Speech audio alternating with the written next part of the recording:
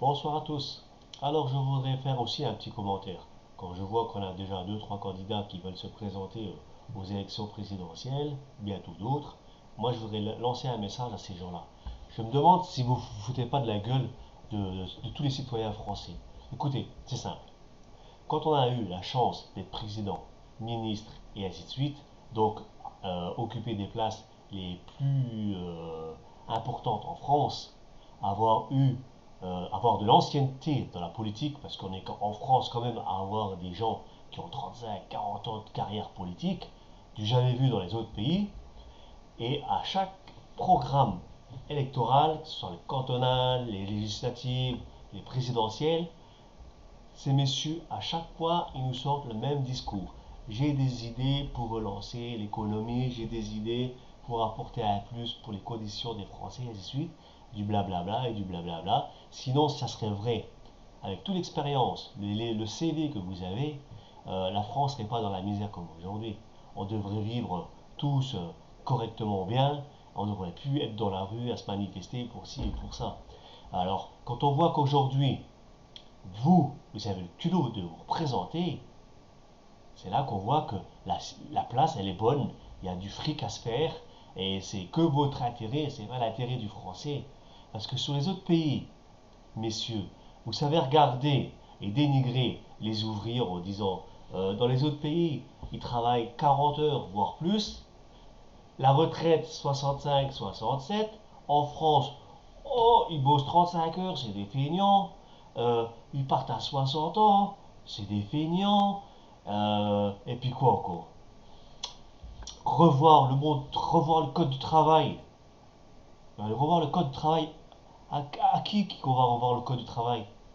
Toujours au même, au privé. Alors le mec du privé, il doit se battre pendant 45 ans dans sa carrière. Parce qu'aujourd'hui, une entreprise ne tient pas 10, 15, 20 ans, hein.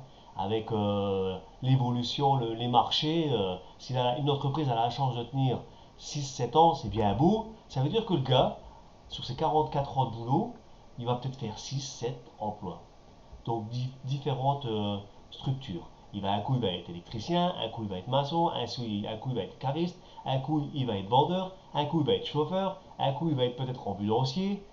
Et le fonctionnaire, lui, il a rentré dans la fonction publique peut-être à 20 ans, et à 57 ans, 57 ans et demi, il va pas rentrer en retraite. Et encore, s'il travaille comme chauffeur de locomotive TGV, ça va être 52, 53, RATP 55, s'il est au guichet 57, et ainsi de suite, ainsi de suite.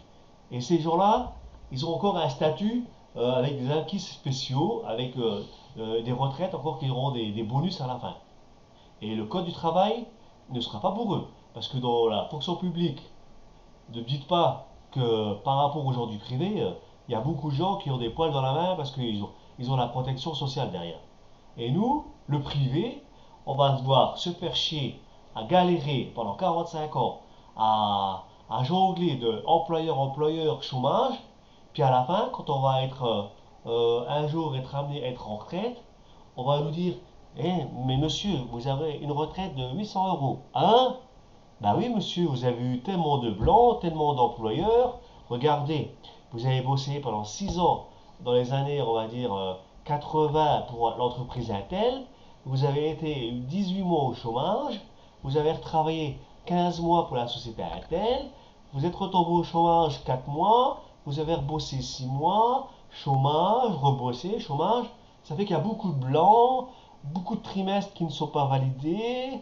Euh, qui sont peut-être pas cotisés, alors vous comprenez, vous aurez que 800 euros de pension. Bah, on va encore rajouter une couche. On va encore donner au patronat les moyens de licencier les gens. Et encore une autre anecdote. Un patron, c'est quoi? C'est du chiffre. Dans son entreprise, il va faire quoi? Un entrepreneur, c'est quoi? Un chef d'entreprise, c'est quoi? Il a des gens qui sont en place pour calculer le temps de travail d'un ouvrier. Dans n'importe quoi. Tout est calculé au chiffre. L'ingénieur des méthodes, paf, va mettre en place tout ce que le patron va lui demander. Calculez-moi le temps de pièce à la minute, le coût le coût à l'heure, le coût à la minute, le coût à la seconde. Et hop, après quand tout sera mis en place, il va faire appel à des gens de production. Les gens vont monter, tac, tac, tac. Alors de 20 à 40 ans, les gens peut-être qui feront peut-être les 100% de production, normal, ils sont jeunes, ils sont motivés, nanani, nanana. Boum, la boîte ferme. Bon, ben tant pis, hein, je recherche du boulot, je retrouve du boulot, on recommence, je retrouve dans une boîte, je repars à zéro, paf, cadence toujours pareil, tac, tac, tac. Puis arrive à un moment donné, ben, l'ancienneté, elle est là, l'âge, il est là, la fatigue et la pénibilité de tous les métiers que j'aurais acquis pendant, mais peut-être pendant 35 ans ou 37 ans de boulot, elle sera là, je serai plus productif à 100%. Le patron, qu'est-ce qu'il va faire? Monsieur, convoqué dans mon bureau, qu'est-ce qui se passe, monsieur? Euh, Regardez, vos collègues là, 20, 40 ans là, ils sont à 100% de production. Vous, vous avez 50 ans, 52 ans, vous faites plus que 60% de production. Bah, monsieur, j'ai 35 ans de boulot, j'ai des problèmes d'hernie cervicale, problèmes discale, des épaules. Ouais, bon, si je comprends bien, vous devenez un boulet pour la société, quoi. Parce que produire 50%, 60%, moi, ça m'arrange pas. Bon, ben, on va s'arranger à l'amiable. Tenez, monsieur, au revoir, ciao. Et le gars, après, qu'est-ce qu'il fait après? Comment il fait après pour retrouver du boulot? Si la nature a fait en sorte que monsieur un tel n'a pas la chance d'avoir une santé d'enfer pendant toute sa carrière professionnelle, que tous les travaux qu'il aura effectués pendant ses 40 ans l'auront fatigué, épuisé, détruit son corps, et qu'un jour il est licencié, cette personne, à 50 ans. Vous, messieurs, vous faites quoi? Pendant 30 ans, vous avez géré la France. Jamais vous n'avez fait que faire, vous n'avez fait faire imposer aux entreprises à faire ceci, à faire cela, mais jamais rien n'a été fait en place pour les personnes qui sont seniors. La seule chose qui est mise en place, c'est votre putain de saloperie de contrat de travail que vous voulez faire. Encore au détriment des ouvriers et les fonctionnaires qui sont absents 6 mois tous les ans dans l'année, parce qu'il n'aura pas un boulot, il aura pas il a un boulot qu'il n'aura pas envie de faire, ou parce que monsieur, il n'a rien à branler, il est fonctionnaire. Celui-là, on ne le touchera jamais. Au pire, on va le muter à une autre place, mais il aura toujours sa place de fonctionnaire. Et le pauvre gars qui est en bas, parce qu'il est dans le privé, il va y trinquer et trinquer, parce qu'il faut payer tous ses fonctionnaires. C'est pas se foutre de la gueule du monde. Alors on a en France des fonctionnaires, présidents, ministres, qui sont sur le même cas de figure, parce que quand ils font des boulettes pas possibles et que c'est encore le contribuable qui doit payer, eh ben, ces gens-là, on les prend pas, on les jette pas, hein. On va les muter à gauche, à droite. Les gens qui ont foutu l'écotaxe, les 1,2 milliard, voire plus, auprès des contribuables, les emplois perdus, qui c'est qui a payé les pots cassés? C'est pas celui qui a eu l'idée de dire tiens, je vais prendre une idée, l'écotaxe, paf, non, on met tout en place, on tape pas le terrain, il faut que les gens se manifestent, et puis qu'est-ce qu'on fait? Marche arrière de peur que ça embîme la classe politique. Euh, Croire à la politique aujourd'hui, quand on voit tout ce qui se passe à la télévision, que monsieur Attel il a un dossier comme ça, monsieur Attel il a un dossier comme ça, mademoiselle ou madame elle a un dossier comme ça, euh, c'est pas se foutre de la gueule du monde, hein. Si nous, on devrait présenter un CV aussi rempli que certaines personnes qui sont chez vous à faire de la politique, on ne serait jamais embauché.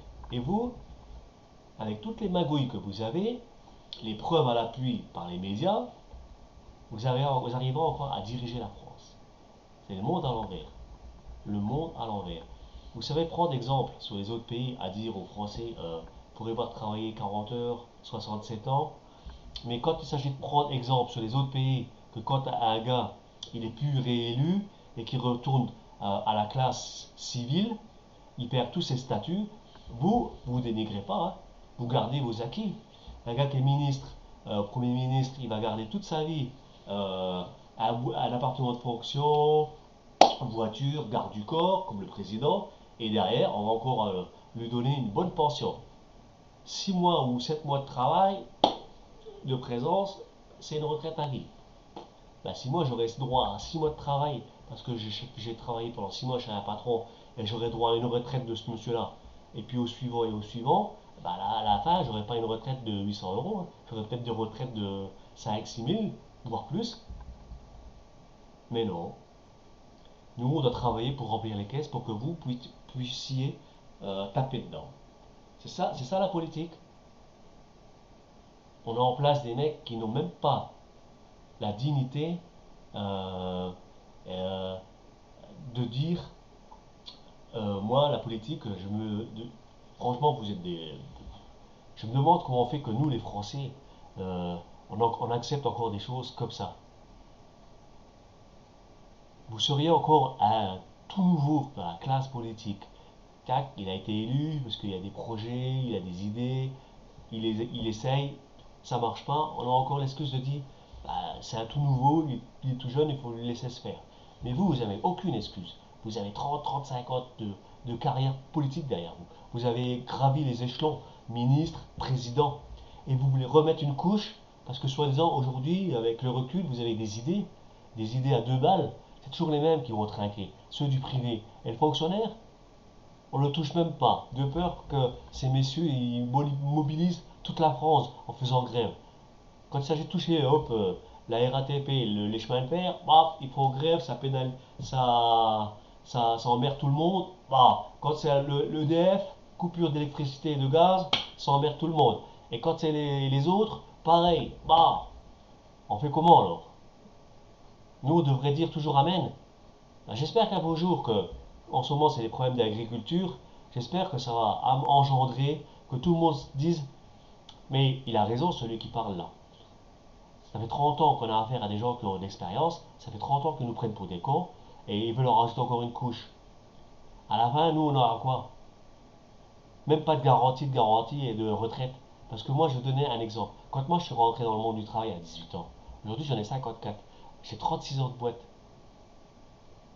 Au début, j'avais des rêves. Quand je suis rentré dans mon travail, je disais, je prends l'exemple sur mon père ouvrier, à 55 ans, il sera en retraite. Oh, ben ça va, moi je me dis, je serai jeune.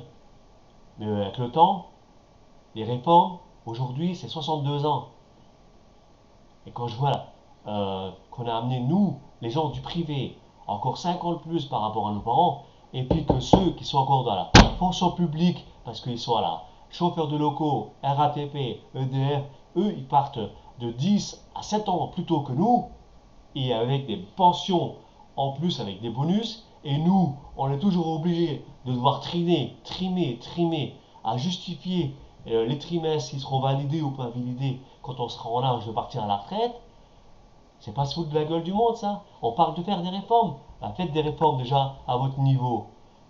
Enlevez tous les acquis que vous, messieurs, dans la fonction publique, les vôtres en tant que ministre, président, et remettre vraiment, avant de commencer à faire des réformes sur le privé, hop, balayer devant la porte déjà des gens du public. Après, on pourra dire que ben là, j'ai affaire à un ministre et des gens qui sont en place pour dire la vraie réalité des choses. On est là pour faire avancer la France, pas pour qu'il y ait une équipe qui s'en coupe plein les poches et que les autres doivent remplir les caisses pour que les autres tapent dedans. Ça, c'est faire de la politique. C'est pas faire je fais de la politique à titre personnel pour dire que moi j'ai eu la place et après ce qui se passe, peu importe, on s'en fout. 5 ans ça passe vite et le prochain il se démerde. Ça fait 30 ans qu'on vit sur des régimes comme ça. Et puis arrêtez de regarder sur les autres pays. Les autres, si c'est des moutons, si en Allemagne c'est des moutons, en Italie c'est des moutons, en Luxembourg, en Belgique, en Espagne, au Danemark, en Suède, en Angleterre, si eux, ils ont envie de bosser jusqu'à 67, 70, les 42, 45 heures par semaine, c'est leur problème. Chaque pays a ses problèmes. Moi, je suis en France. Vous dites qu'on a des parents qui se sont battus pour le droit de vote, pour le droit du travail. Ah, et quand j'entends des gens qui se disent, parce qu'ils payent le timbre pour pouvoir faire en sorte que leur leader reste à être président ou ministre, et puis que ces gens-là, ils disent, quand c'est les périodes des élections, ouais, c'est pas normal qu'il y ait des gens qui votent pas, on devrait leur mettre une amende. Je fais attendez, c'est quoi la démocratie? Je vote dans la mesure que j'ai un candidat qui me plaît pas, qui me plaît. S'il plaît pas, je vote pas. Voter blanc, ça sert à rien. Parce que si je vote blanc parce que j'aime pas le monsieur là, et puis qu'à côté vous avez encore les abrutis qui votent pour le candidat, pour le deuxième candidat, ça changera quoi? Ça sera d'office celui-là. Le blanc, il devrait servir pour dire la personne là, avec du blanc, on le sort. On met un autre candidat envers l'autre qui a lui a droit à des voix. Ça, j'appelle faire de la démocratie. Mais quand on met deux candidats et puis qu'on est sûr qu'à cause des médias, ben, celui-là, il va plus l'emporter que celui-là, parce que les médias, quelque part, ils ont aussi leur facteur de responsabilité. Quand il s'agit de faire du fric pendant une semaine, 15 jours, on va bombarder la personne là à dire ouais, elle fait ci, elle fait ça, elle est propre, elle n'a pas de problème de justice. Bon, bon, bon. Et comme nous, les petits citoyens, on n'y connaît rien à la politique, eh ben, on fonce droit dedans, on écoute un peu les bouche à oreille de ce qu'on entend, et puis hop, on vote tous en fonction de ce qu'on entend, un peu comme le gars qui joue au tiercé, qui connaît rien, il va lire le canard, il va dire, bah tiens, celui-là, il a 8 voix, ainsi de suite, bon bah je vais voter sur lui-ci, je vais peut-être un peu gagner de pognon. Et là, c'est un peu pareil la politique. On écoute un peu ceux qui ont un peu de connaissances. Et bien résultat, à force de les croire et de les écouter, quand on voit que ça fait 30 ans qu'on est pris pour des cons, eh ben, les Français devraient se dire maintenant je vote en fonction de ce que je vois et ce que je des compétences des gens. Fini d'écouter les rêves et les paroles de tous ces gens-là. Parce qu'on voit où on en est aujourd'hui. On se retrouve avec une dette colossale et une dette, si on devrait la rembourser aujourd'hui par citoyen, qui est peut-être de l'ordre de 30 000 euros par tête, ça fait du fric. Et elle n'est pas finie de gonfler cette ardoise. Hein. Alors, il serait peut-être temps que les gens commencent à se réaliser que 2017 c'est peut-être là, et il serait peut-être temps de prendre conscience que fini d'écouter ce que les médias ils disent de un tel à tel. Déjà qu'il y ait des nouvelles générations qui se mettent en place. Parce que au moins quand on aura affaire à un mec qui vient de nulle part et qui aura des idées, il faudrait peut-être le laisser se mettre en place cette personne-là. Parce que quand on voit vous, quand on parle des gens récents, Hollande, Sarkozy, Juppé, Copé, Fillon, Mélenchon et toute la bande, avec toute l'expérience que vous avez en acquis, on en est où? On régresse d'année en année. Plus on avance dans le temps, plus on devrait vivre correctement. On régresse, on revient dans les années après-guerre. On a peur d'aller se faire soigner chez le médecin, les dents, les yeux, les oreilles et tout ce que vous voulez. Tellement qu'aujourd'hui on a tiré ceinture. Alors, c'est ça faire la politique. Franchement, vous devrez plutôt avoir honte de vous présenter. Regardez-vous dans une glace, le ressortir et apprenez à vivre avec 1200 euros par mois. Parce que quand on prend 1200 euros par mois, par jour, hein, en prenant vraiment du basique, une personne avec un couple avec deux enfants, par jour, elle sort combien en repas? Si je prends un repas de midi en prenant un paquet de riz, 4 steaks, une bouteille de limonade ou un verre, une bouteille d'eau avec une baguette, on va dire 15 euros le repas de midi, 15 euros le repas du soir, le déjeuner et plus l'essence, on va dire une cinquantaine d'euros. Sur les 80 euros, 90 euros que je gagne par jour, hein, je fais quoi à la fin du mois? J'ai même pas fait payer ma bouffe, que je suis déjà endetté, vu qu'il reste encore toutes les factures à payer. Et vous êtes encore à vouloir dénigrer les Français? Allez, franchement, alors, arrêtez de prendre exemple sur les autres et puis regardez-vous dans une glace. Allez, ciao, parce que vous m'énervez. Allez, barrez-vous.